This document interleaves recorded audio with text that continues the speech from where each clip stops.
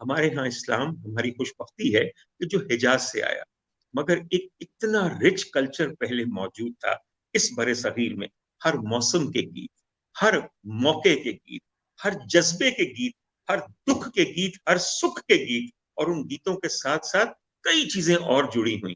تو حضور والا جتنا زیادہ اس واقعے نے امپورٹڈ فیتھ کو انڈیجنائز کرنے میں ہماری مدد کی ہے، میں سمجھتا ہوں شاید کسی اور واقعے نے نہیں کی. میری ایک بات پہ ذرا غور کیجیے گا، حضور والا ہم داستان سرا لوگ تھے، ہم داستان گو لوگ تھے. ہم نے کتنی داستانیں لکھی، ہم نے طلسم ہوش ربا مسخر کر لیے داستانیں سناتے اور سنتے ہوئے. کوئی داستان، کوئی واقعہ، کوئی سانحہ کربلا سے بھی بڑا ہوگا، اور ہمارے مزاج کے عین مطابق حضور وہ تمام واقعات، وہ تمام مکالمے، وہ تمام فرمودات جو ان ہستیوں نے شستہ اور انتہائی عمدہ عربی میں کہے ہوں گے، کوئی برے صغیر کی ایسی زبان ہے، کوئی لہجہ ایسا ہے کہ جس میں ان کو اڈیپٹ نہ کیا گیا ہو. رضا، اردو کا ایک بہت بڑا ذخیرہ عربی مکالموں کے ترجمے پہ ہے کہ جو کہ واقعہ کربلا کے دوران مختلف ہستیوں کے خوبصورت مبارک منہ سے نکلے اور ہم تک کیسے پہنچے. اور پھر حضور والا اس زبان نے، اور زبان بہت بڑی پہچان ہوتی ہے، اس زبان نے جیسی جیسی کوشش اس واقعے کو سنوارنے اور اس کو بیان کرنے کی ہے، میں سمجھتا ہوں کہ اس طرح ہمارے سینوں کے، ہمارے دلوں کے، ہماری زبانوں کے، ہماری گفتگو کے قریبی ہو گئے. تو یہ اس خطے کی خصوصیت تھی. یہ واقعہ اس خطے کے ساتھ گند گیا، جیسا کہ رضا رومی نے کہا، اور میاں اب تو ایسا گندا ہے کہ کوئی اس کو جدا کر ہی نہیں سکتا، اور اللہ نہ کرے کہ کبھی کوئی جدا کر سکے. مگر ایک بات میں آپ کو تاریخی طور پہ بتاؤں، جو بات کہنی بڑی ضروری ہے، اور یہ بھی اللہ کی مصلحت ہے. بی بی شہر بانو کے وطن سے حضرت علی اوسط، جنہیں آپ ان کے لقب سے جانتے ہیں کہ یعنی امام زین العابدین کہتے ہیں کہ عبادت گزاروں کی زینت، اور ان کو حضرت امام سجاد بھی کہتے ہیں کہ ایسا طویل سجدہ کہ کوئی کیا کرے گا. سر، ایران کا جو تعلق ہے، ان کی ننہال ایران تھی، اور جتنے بھی حسینی سادات ہیں ان کا سلسلہ بیمار کربلا امام زین العابدین سے چلتا ہے. تو ظاہر ہے کہ ان کی ننہال نے کیسا کیسا اس کو سنوارا ہے. وہ جو پرشین اور فارسی انفلوئنس ہے، وہی پھر برے صغیر میں ٹریول کیا، اور جو کچھ ایران میں مدح سرائی اس واقعے کی ہو رہی تھی اور حضرت امام زین العابدین کے ساتھ ان کے تعلق کو مضبوط کیا جا رہا تھا، میاں وہ تو ننہال تھی. ارے ہم تو ان کے خدام ہیں، ان کے در کے کتے، ان کے در کے مانگنے والے. ہم تک تو جو بات پہنچے گی ہم اسی نسبت سے اس کو پڑھاتے چلے جائیں گے کہ اسی میں ہماری بقا ہے اور اسی میں ہماری نجات ہے.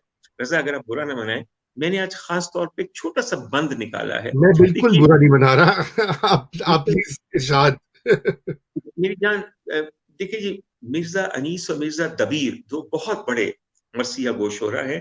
آپ جانتے ہیں کہ ان کا نام کون نہیں جانتا، امام. کون نہیں جانتا. اچھا، مجھے مرزا سلامت اللہ دبیر کا ایک نظم بہت پسند ہے، جس میں وہ صرف ایک بند میں یہ بتا رہے ہیں کہ کون کون موترف ہے امام عالی مقام کا. تو یوں ہے کہ نقاش و نقش، نقاش و نقش، کاتب و خط، بانی و بنا، بود و نبود، ذات و صفت، ہستی و فنا، آدم ملک، زمیں فلک، گرد کیمیاں، دنیا و دین، قدوس و قدم، بندہ و خدا، سب شاہد کمال شہ مشرقین. سب شاہد کمال شہ مشرقین ہیں. جب تک خدا کا ملک ہے مالک حسین ہے، جب تک خدا کا ملک ہے مالک حسین ہے. حضور والا، میں آپ کو ایک سچ بات بتاؤں، آپ عربی کھنگال لیجئے، آپ دیگر زبانیں کھنگال لیجئے، آپ فارسی کھنگال لیجئے، ایسی شدت کا، ایسی جذبات نگاری کا، ایسی عقیدت کا، ایسے عشق، ایسے جنون کا اگر ایک بھی مجھے نمونہ نکال کے دکھا دیں تو میں آپ کو مان جاؤں.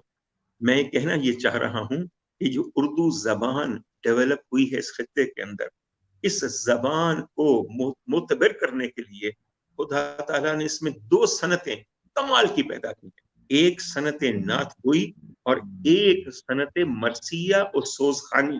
کیا میں نے غلط کہا رضا؟ آپ نے ارے بالکل جب بجا کہا. بالکل حضور والا آپ لیکچر کرواتے رہتے ہیں بڑی بڑی لٹری کانفرنسز میں، جس میں ظاہر ہے مجھے سے جاہلوں کو تو آنے کی اجازت ہی نہیں ہے، مگر کبھی ہونا چاہیے کہ عرفان اردو بذریعہ صنعت نعت ہوئی وہ مرثیہ نگاری. حضور ایسی حسین نعتیں، ایسی حسین چیزیں، ایسی سوز خانی کبھی کسی اور زبان کے اندر موجود ہی نہیں. اور میں یہ بات بڑی کلیئرلی کر رہا ہوں، خاص طور پہ عربی میں تو موجود ہی نہیں. نہیں اور ہے، آپ کو بالکل نہیں ہے. شاید تو ڈاکٹر صاحب یہ آپ نے بڑا اچھا ایک جو ہے تاریخی پس منظر جو ہے، اور آپ نے تو پورا ایک کینوس کے اوپر جو ہے ایک بہت بڑے کینوس پہ بہت بڑی اور گمبھیر تاریخ کو سمو دیا. تو اس کے میں یہ چاہتا ہوں کہ آپ تھوڑا سا یہ بھی بتائیں کہ یہ جو بہت سارے لوگ پوچھ بھی رہے ہیں کہ ذوالجناح، تازیہ یہ کیسے آئے، علم بھی ہوتا ہے، اور ان کی جو، کیونکہ یہ خیر باقی کلچرز میں بھی ہوتے ہیں لیکن ہمارے ہاں جو تازیے ہیں وہ بڑے خوبصورت بنائے جاتے ہیں. کیا کیا ان کے اوپر محنت ہوتی ہے، آرٹ ورکس ہیں وہ. آپ نے کیا عمدہ بات کی. جب میں نے یہ کہا کہ یہ ہمارے سینوں کے اندر بس گئے، تو جو صنعت، جو حرفت، جو کرافٹ اور جو سکل میرے پاس تھا، میں نے رضا اسی محبت میں اس کا اظہار دیکھنا تھا. آپ یہ سوچئے کہ جو سب سے پہلے تعزیہ کی بات کرتے ہیں، تعزیہ بنیادی طور پہ ہے کیا؟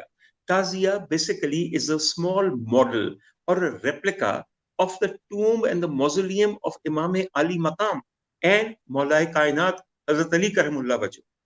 ہم لوگ بہت دور رہتے ہیں میاں. آج لوگ بہت زیادہ حج کرنے، عمرہ کرنے جاتے ہیں.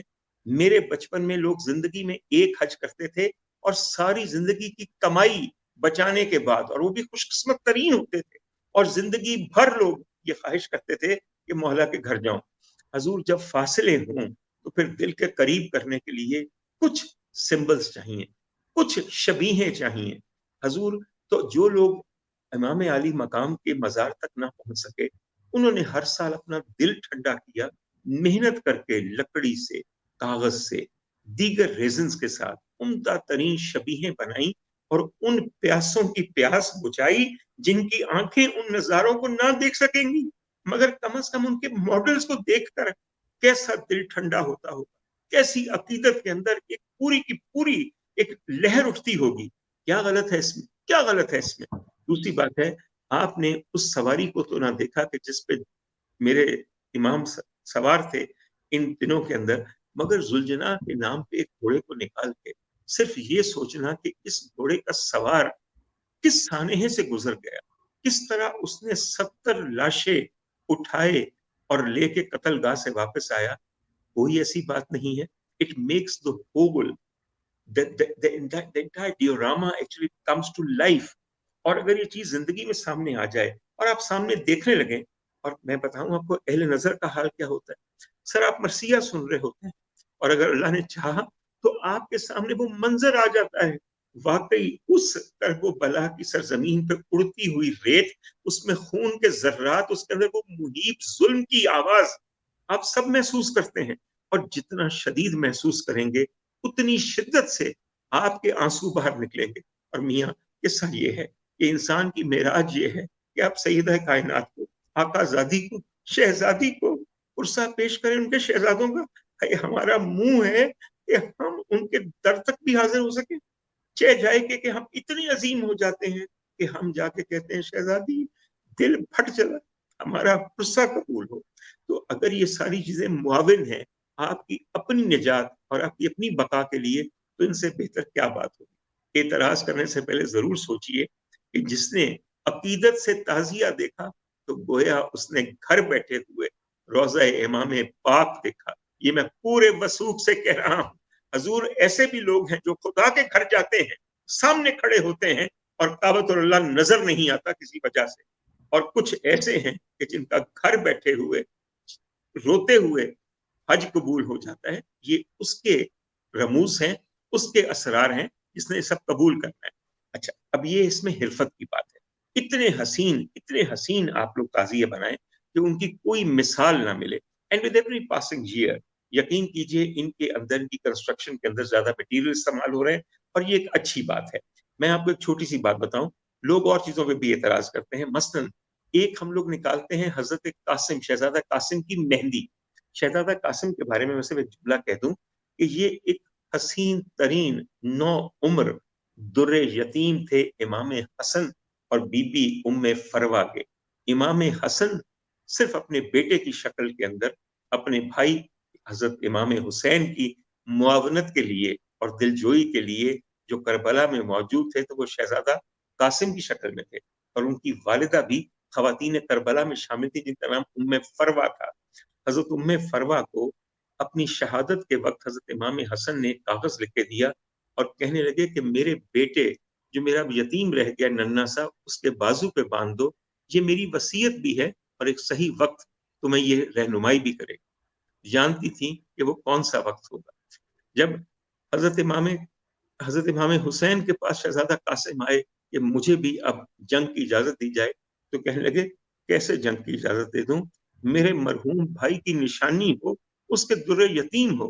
कहने लगे कि अगर इजाजत नहीं तो बाजूबंद खोलने की इजाजत दे दी जाए ताकि वसीयत पढ़ ली जाए। बाजूबंद खुला तो वसीयत में यही था कि बेटे, जिस दिन तुम्हारे चचा को तुम्हारी जरूरत होगी उस दिन कोई तामुल ना करना, उस दिन इजाजत ना मांगना, उस दिन कहना कि मैं बाप का हुक्म पूरा करने के लिए आया। तो भाई किस्सा ये है कि ये वो शख्स है जो कि इतना हसीन था, और मतलब मैं क्या आपको बताऊं कि जवान इस कदर थे कि शादी होने वाली थी। मुख्तलिफ लोग ये भी कहते हैं कि शायद इनकी निस्बत भी ठहर चुकी थी, और वाकई हाथों पे मेहंदी लगनी चाहिए थी। तो अगर इस जवाने राना की शहादत के वक्त आप एक इमाम कासिम की मेहंदी निकालते हैं, तो न जाने कितना बड़ा दिल हो जाता होगा इनकी वालिदा उम्मे फरवा का, और कितना बड़ा दिल हो जाता होगा इनकी दादी सैयदा कायनात का। और अगर हो जाता हो, एक शायबा भी हो कि बीबी एक दफा मुस्कुराए कि हाय, जिसके हाथ काट दिए उसके हाथों की मेहंदी रचा रहे हैं ये लोग, एक तबस्सुम फरमा दे, तो मुझे बताइए कुछ और करना रह गया?